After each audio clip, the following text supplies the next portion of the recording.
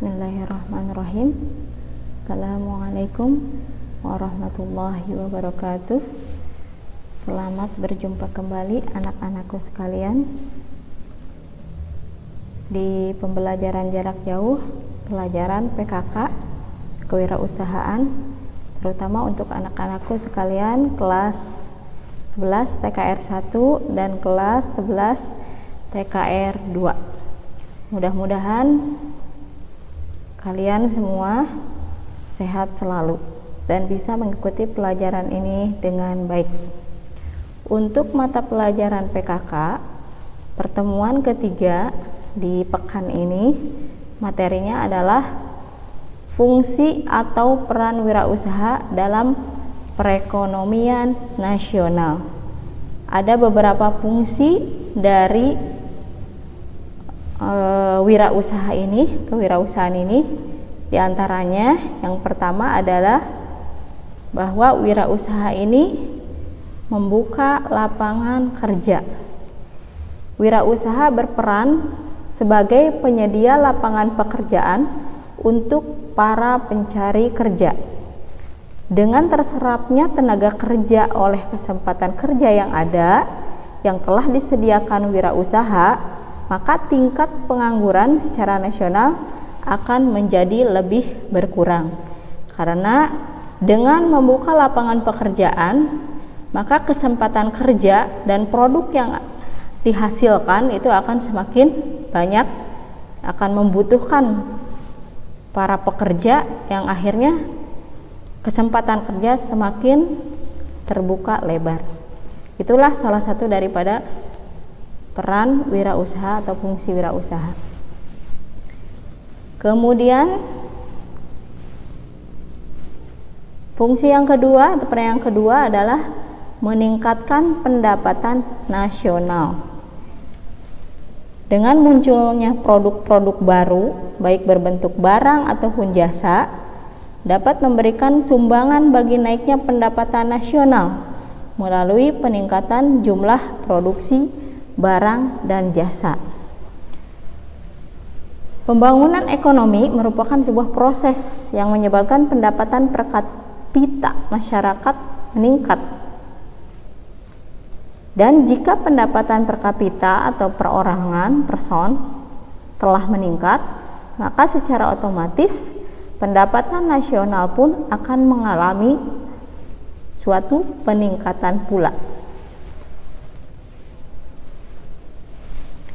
Kemudian peran yang ketiga atau fungsi yang ketiga adalah mengurangi kesenjangan ekonomi dan sosial. Dengan munculnya banyak kesempatan berproduksi dan memberikan lapangan pekerjaan terhadap para pengangguran yang belum memiliki pekerjaan, maka kesenjangan antara masyarakat yang penghasilan tinggi serta masyarakat yang berpenghasilan rendah dapat dikurangi kesenjangan sosial ataupun ekonomi tersebut.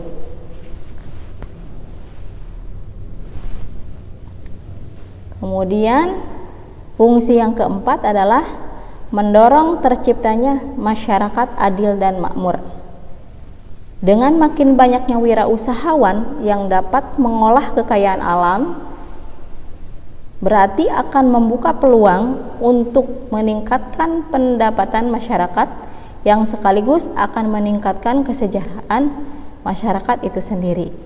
Jadi semakin banyak produksi, semakin banyak barang yang diciptakan, yang dihasilkan, maka tadi akan mendapatkan satu upah ataupun satu penghasilan yang dimiliki oleh masyarakat tersebut, sehingga masyarakat bisa menjadi lebih makmur atau lebih sejahtera. Kemudian selanjutnya fungsinya adalah dengan wirausaha akan menghasilkan berupa devisa. Devisa itu sendiri adalah nilai kekayaan yang dimiliki oleh suatu negara dalam bentuk mata uang asing, yang mana nilai kekayaan tersebut perlu diakui oleh negara lainnya. Maka di sini wirausaha yang bergerak dalam produksi barang dan jasa yang banyak diekspor ke negara yang lain akan memiliki peran yang sangat banyak dalam menghasilkan devisa. Nah, karena ini berkaitan dengan interaksi antara satu negara ke negara yang lain, maka perkembangan ekonomi nasional pun dapat dipercepat dan devisa negara akan lebih banyak dihasilkan dari produk-produk yang diekspor tersebut.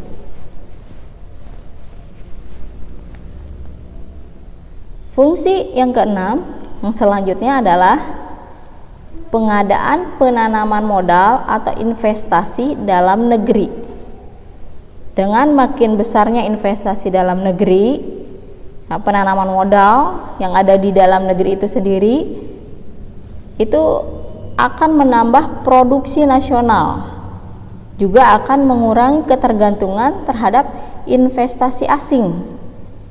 Artinya di sini kita pun sebagai generasi pribumi itu akan mampu mengolah sendiri, sehingga investasi akan didapatkan dan diolah oleh kita, dari kita dan untuk kita, sehingga penanaman modal dari investor asing itu bisa dikurangi dan kita mampu memberdayakan, memaksimalkan kemampuan sumber daya alam yang dipadukan dengan sumber daya manusia yang ada dalam negara kita sendiri untuk kemajuan negara kita. Kemudian peran yang terakhir adalah penghasilan berupa pajak. Di sini wirausaha yang menghasilkan produk tertentu akan semakin maju usahanya dan semakin besar itu, maka penghasilan pajak atau pajak yang dihasilkan oleh usaha tersebut akan semakin besar pula, dan pajak merupakan salah satu daripada sumber pembangunan negara. Semakin besar pajak yang dihasilkan oleh negara Indonesia, maka pembangunan negara Indonesia, negara kita akan semakin besar pula. Semakin banyak produk-produk, pajaknya semakin besar, kemudian negara kita pun akan semakin sejahtera, akan semakin maju ya dalam pembangunan nasionalnya. Pajak yang dikumpulkan merupakan sumber penerimaan negara yang bermanfaat bagi usaha memajukan perekonomian nasional tadi ya. Sehingga